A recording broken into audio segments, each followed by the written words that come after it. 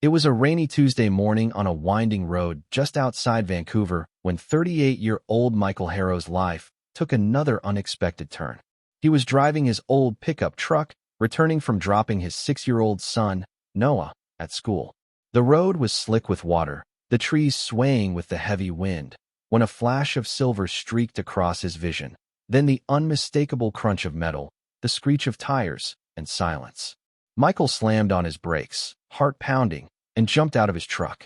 Just down the embankment, a car had flipped onto its side, steam rising from the hood. Without hesitation, he scrambled down through the wet underbrush. The shattered windshield revealed a woman inside, her head slumped forward, a cut trickling blood down her cheek. She looked young, terrified, and oddly familiar. He pulled open the door and unfastened her seatbelt, cradling her gently as he helped her out of the wreck.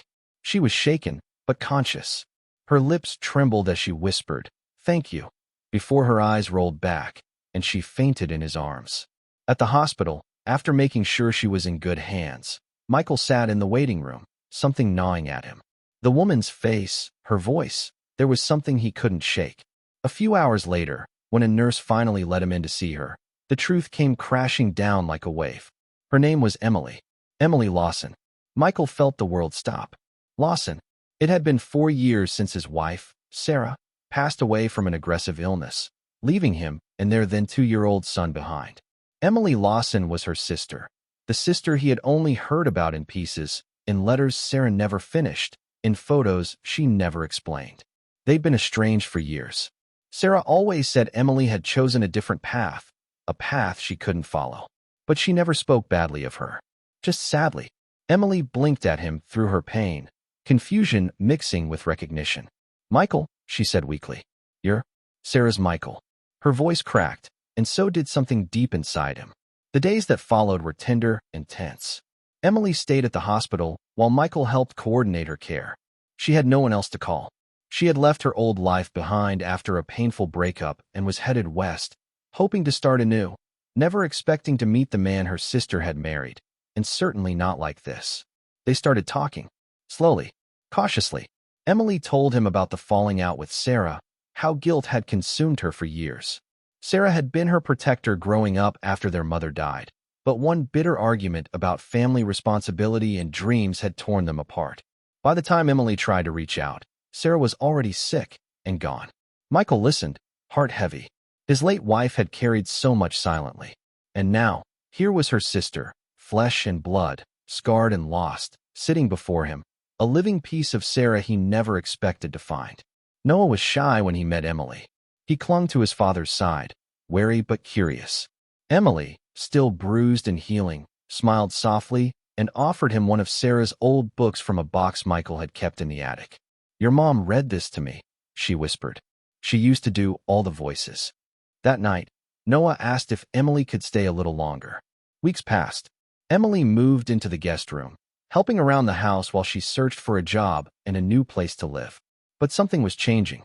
Michael found himself looking forward to their late-night talks in the kitchen, the quiet understanding between two people who had lost the same woman in very different ways.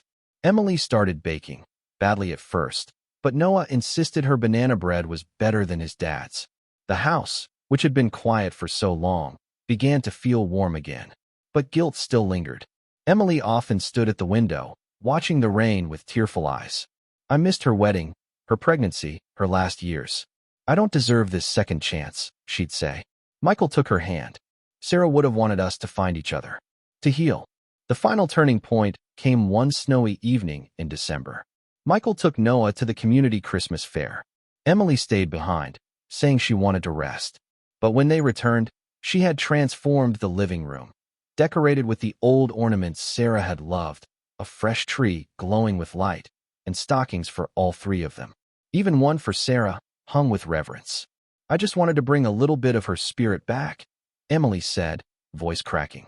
Michael pulled her into a hug, the kind that says more than words ever could. In the months that followed, Emily found a job at a local library and eventually, a small apartment nearby. But she was never far.